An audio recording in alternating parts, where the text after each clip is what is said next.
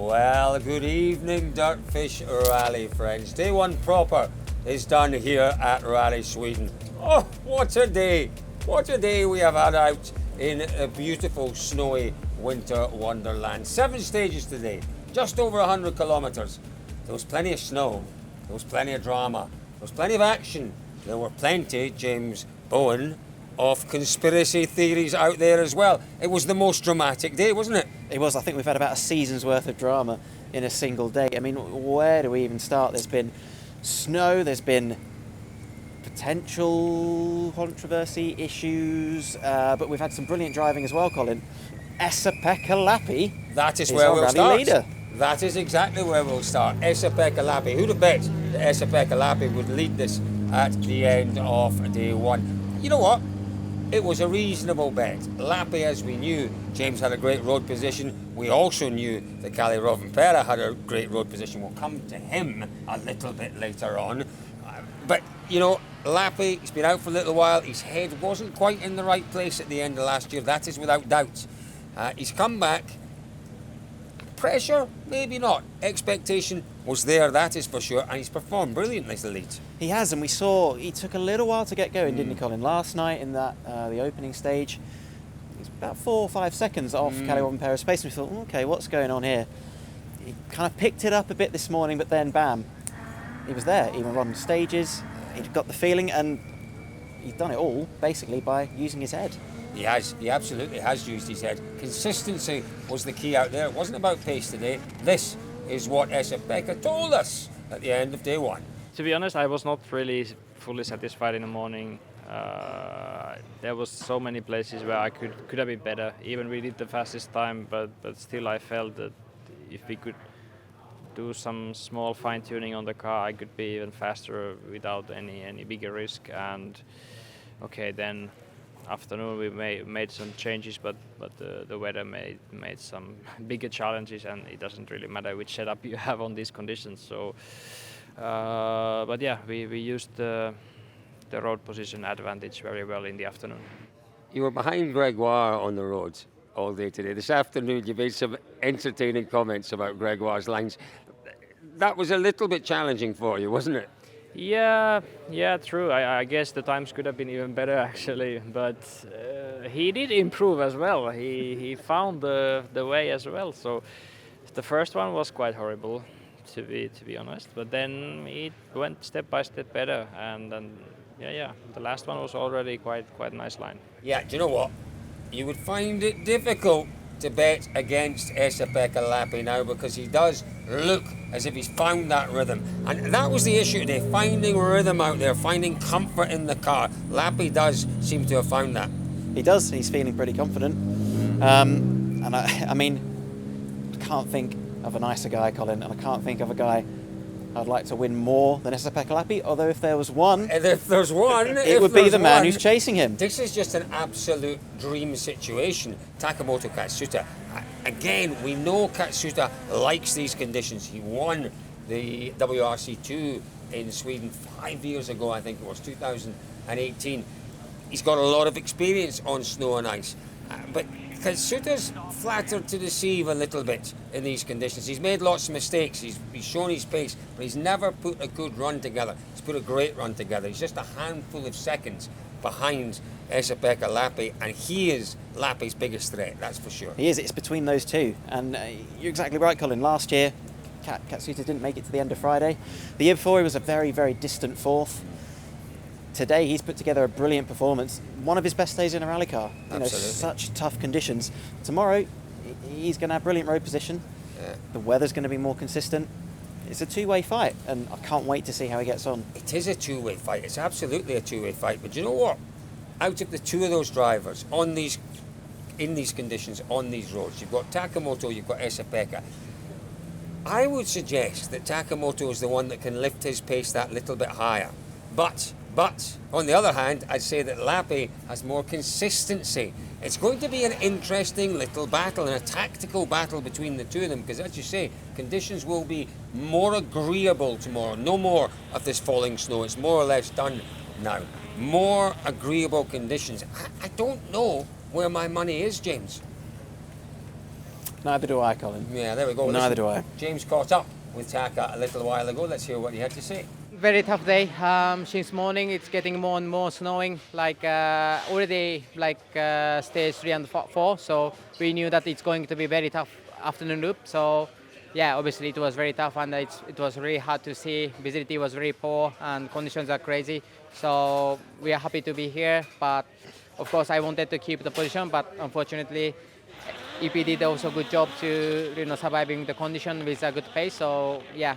We are now in the second, but still 2 days to go, so we still try to keep pushing. I am front of the EP in tomorrow's starting position, so I don't know how much effect is starting position for tomorrow, but hopefully better than today. I mean, the organizer will open the load. Hopefully it's doing well. Let's see how is the time after the first one. I think then I will decide what I really do. Just completed the one-day women's rear wheel drive class at Dirtfish, and it was a blast. New experiences, learning a lot, it's a lot of fun.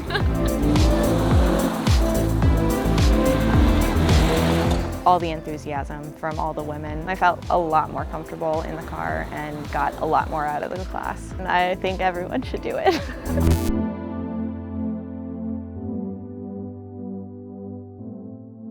So that is our top two. They are miles ahead of the rest of the field. But have you been avoiding the results today? Because if you have, take a guess right now before we tell you who's in third place. Who do you think's in third place at the end of the day?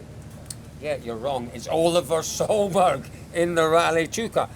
Listen, we don't remember when a support class car was on the podium at the end of day one proper. There's a suggestion Henning Solberg might have been in Turkey a few years ago. Maybe we did have a quick look. We've been doing this research on the fly, Colin. I'm sure by the time this comes out, someone's figured it out. I'm sure they have. But listen, a phenomenal job from Oliver Solberg. What that demonstrates, because look at the top 10, littered, full of WRC2 cars. It shows you just how punishing road position was today. Top of the road positions, starting first, second, third, fourth, was a nightmare. It got quicker and quicker and quicker, and the man who made the most of that was Solberg.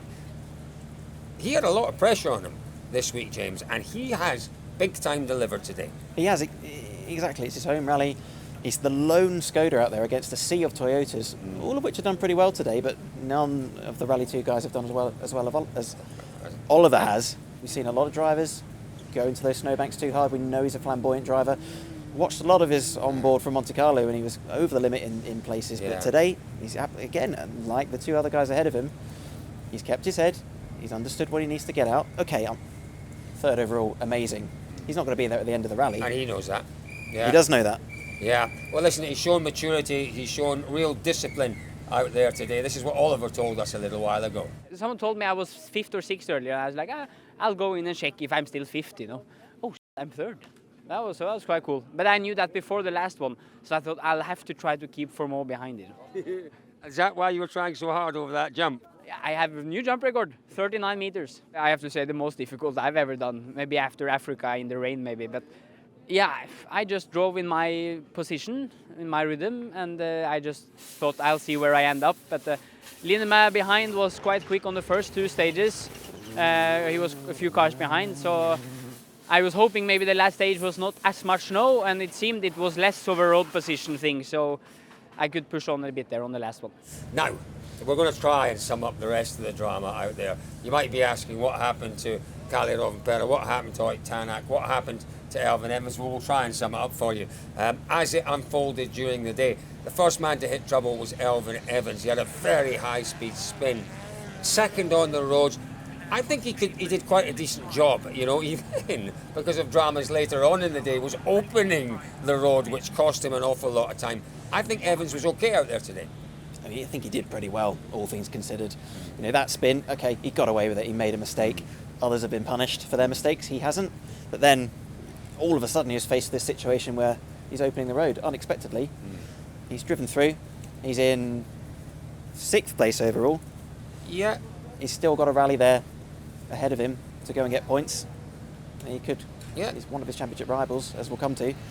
isn't going to score very many points. So Absolutely. overall, he's done a pretty good job. He's in 6th place, but he's got WRC 2 cars and Adrian Formeau in front of him. He still very much has his eyes on a podium finish here. It is a real possibility. Might look a little bit off, but it's a real possibility. But as you say, there was drama later on because he swapped positions on the road with Thierry Neuville. Now, Neuville went through the first stage. The afternoon stage is where the real accumulation of snow was a problem. It was crazy, wasn't it? It was absolutely crazy. We had maybe 15, 20 centimetres of fresh snow in places. Neuville got through the first stage first on the road, shipped a whole load of time, and then had an issue on the road section. We've spoken to Neuville, we've spoken to Christian Lorio, the technical director, and they tell me, look, we will play team tactics, we will swap our drivers around, but we wouldn't do anything like that. It was a genuine mistake. I think we have to believe them. Of course we do, of course we do. But we also have to point out that these things have happened before, Colin. We've seen for many years, historically, under old road position rules, drivers swapping positions around, teams managing that. It's not unheard of. And Hyundai, this is absolutely their year to win the World Championship. And Thierry Neuville desperately wants to do it. Could that be coming into his mind at this early stage? We can't really say, but all I will say is team orders was a theme at Monte Carlo. Team orders is a theme now. It's going to be something we hear about every time we come to the World Rally Championship this year. I have to say I have no problems. They've made their position very clear, Hyundai, and if it was something that they contrived, well, they used the rules to their advantage. I'm not saying it was, and they've said absolutely categorically it wasn't, but there will be situations that arise during the year where we do see them potentially tactically using the regulations to help them out. It certainly caused a lot of debate out there, and a debate that will never be answered. It got things really heated at times, and we enjoy that, that's for sure. And one man who was heated was Elfyn Evans at the stage end. He was. He's calmed down a little bit since then, but heat of the moment, that's where his mind went. It just shows you that's how tense things are. That's how tense things are. That's how critical they know every point is going to be this season. Let's talk then about what was stage 5 of the rally, the longest stage of the day, 28 plus kilometres.